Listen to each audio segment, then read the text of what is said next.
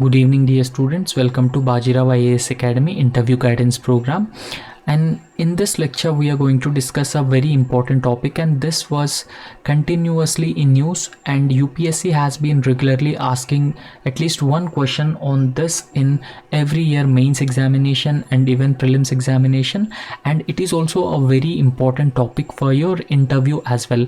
So in this lecture, we will understand hybrid vehicles and electric vehicles. So what is the major difference between hybrid vehicles and electric vehicles, and how they are important for a country like India, which has been planning to decarbonize the economy and which wanted to ensure that the transportation of the transportation is clean, and it wanted to achieve the green growth, and it also has ambitious targets like net zero by 2070. So why the hybrid vehicles and the electric vehicles comparison is actually in news? So recently there was a report by the HSBC Global Research. So this report has actually suggested that the hybrid vehicles are a practical medium term solution for India's decarbonization drive. So this actually means that we had plans to decarbonize our economy. So therefore the HSBC Global Research report has been suggesting that the hybrid vehicles would be a practical medium term solution. So they are not the long term solution, rather the practical medium term solution for India's decarbonization drive, because now the country has been eventually moving towards electrification. Now in this context, what are hybrid vehicles? Now hybrid vehicles are those vehicles which can use both electricity as well as the fuel such as diesel and petrol. So these vehicles are called as hybrid vehicles. So HSBC has been supporting these hybrid vehicles for a shorter period of time for India's decarbonization drive. So because of this reason, it is in news. So in this context, we will understand the basic difference between hybrid vehicles and electric vehicles. Now, what is the fundamental difference between both of these types? Now, firstly, we have to talk about the source of power for these vehicles. Now, when we talk about the hybrid vehicle, where it has both the internal combustion engine along with the electric motor, so it uses a combination of internal combustion engine. So it has an internal combustion engine, and this engine can use petrol and diesel and the electric motor as well. So because of this reason, it is called as a hybrid vehicle. Now when we talk about the electric vehicle, so it is solely powered by electricity that is generated from the battery inside the vehicle. Okay, I hope you have understood the basic difference between hybrid vehicle and electric vehicle. So after that, we have to talk about the source of energy for both of these vehicles. So electricity and fossil fuels such as petrol, diesel are used as a source of energy to drive these hybrid vehicles. Okay, so please understand, in these hybrid vehicles both electricity and fossil fuels can be used. When we talk about the electric vehicles, the electricity is actually stored inside the batteries in the vehicle. Okay, so electricity is stored in the batteries, and it is the main source of energy to drive the car. Okay, so battery is the main source of energy to drive the car when we talk about the electric vehicles. So after that, we have to talk about the fuel efficiency as well. So the hybrid vehicles are generally more fuel efficient than the traditional gasoline powered vehicles. However, you have to understand here that they are not as efficient as electric vehicles. Okay, so electric vehicles and hybrid vehicles. Now hybrid vehicles are energy efficient, so there's no doubt about that. But when you compare hybrid vehicles with the electric vehicles are more energy efficient, so they can be driven for longer distances on a single charge. So after that, we have to talk about the emissions from both hybrid vehicles and electric vehicles. So they actually emit the fewer pollutants and greenhouse gases. Okay, so the hybrid vehicles usually emit fewer pollutants and greenhouse gases when you compare it with the traditional gasoline based engines. Okay, so but still they emit some emissions from the internal combustion engine, and these internal combustion engine generally uses fossil fuels. So because of this reason, they still emit the greenhouse gases such as sulfur dioxide, particulate matter 2.5 and particulate matter 10. So however, when we talk about the electric vehicles, they generate or they generally produce zero tailpipe emissions and are considered one of the cleanest forms of transportation. Okay, so these electric vehicles are considered as one of the cleanest forms of transportation. So after that, we need to talk about the recharging of these electric vehicles. So they do not need to be recharged as they use gasoline to power the battery. Okay, so they generally use gasoline to power the battery, and the electric battery is hybrid vehicle. The electric battery in hybrid vehicle can be recharged through regenerative braking or other methods. Okay, so this is the major source of recharging these hybrid vehicles. So when we talk about the electric vehicles, they must be plugged in for recharging. Okay, so this is the major difference when we recharge the hybrid vehicles and the electric vehicles. So however, when we talk about the maintenance cost of hybrid vehicles and electric vehicles, the hybrid vehicles require regular maintenance. So regular maintenance generally include oil changes and conducting routine maintenance tasks, and these tasks are generally associated with the internal combustion engines.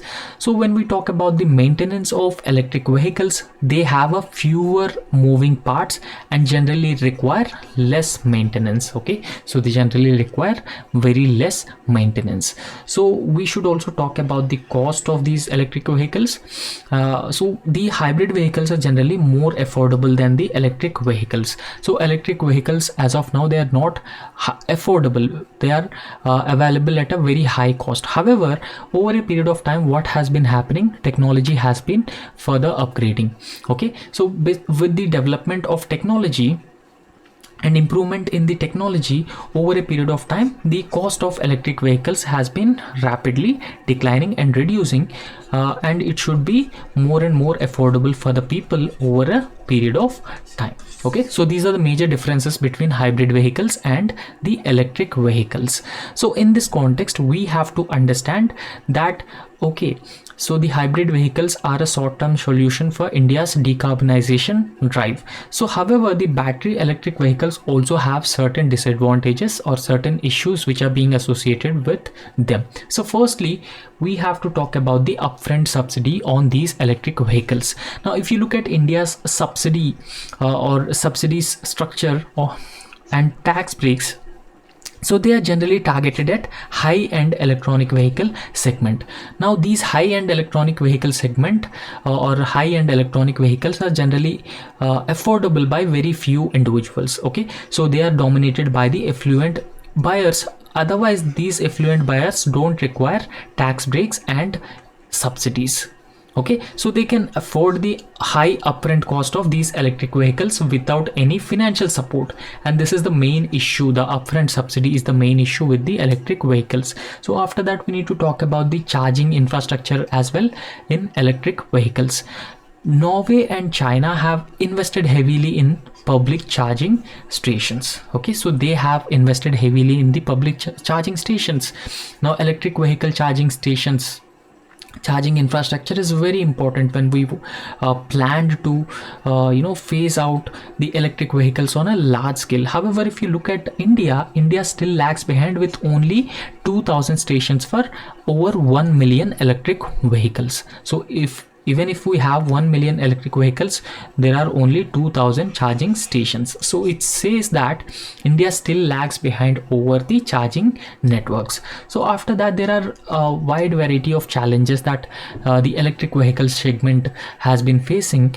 That particularly is different charging standards are required, and voltages of 2 and 3 4-wheeler vehicles. Okay, so different charging standards, voltages are generally required for charging different vehicles. So we should also talk about the electricity source. So when you look at the countries like Norway, 99% of its electricity generally produced from the hydroelectric power plants. However, if you look at India's overall energy basket, around 65% of India's energy is generally generated from the thermal or coal power plants. Now there's no it is not making sense when we produce electricity from the fossil fuels and use those electricity to run the electric vehicles. Rather, we need to have a sustainable source of electricity to run these electric vehicles. Otherwise, there will be no meaning even if we phase out electric vehicles on a larger scale, because still we depend heavily on these coal-fired thermal power plants. So what is the overall purpose of introducing electric vehicles? Reducing the emissions, reducing the global warming and climate change. However, if we use coal-fired power plants to generate electricity and use this electricity in electric vehicles, there's no purpose in phasing out, or there's no purpose in using these introducing these electric vehicles on a large scale on Indian roads. So after that, we should also talk about the value chain as well. So India's demand for lithium ion batteries is actually expected to grow rapidly. So even though the demand has been expanding or expected to grow rapidly, the country lacks domestic sources of lithium and other critical minerals. So these minerals are very important for India's gradual transition into the electric vehicles, and therefore we should also look into the value chain aspects. So however, the government of India had taken several steps to promote the electric vehicles. Now what are those steps? Now when you answer a question on these electric vehicles, you should also mention the steps taken by the government of India to promote electric vehicles. So first step is National Electric Mobility Mission Plan 2020. Okay, so this National Electric Mobility Mission Plan aims to achieve national fuel security. National fuel security is very important, and this fuel security is generally achieved by promoting hybrid vehicles that we just now discussed about, and electric vehicles in the country. So this particular electric mobility mission plan also has a certain target. So the target is to achieve 6.7 million sales of electric and hybrid vehicles year on year from 2020 onwards. After that, we need to talk about the goods and services tax incentives and benefits for electric vehicles as well. So the GST on electric vehicles and the chargers and charging stations has been significantly reduced from 12% to the 5% and from 18% to 5% respectively. So after that, the government had also launched the program called FAME. Okay, so what does FAME means? Faster adoption and manufacturing of hybrid electric vehicles. Okay, so this is called as FAME scheme. So this FAME scheme was launched in the year 2015. So this is actually aimed to promote electric mobility through financial incentives for enhancing electric transportation infrastructure.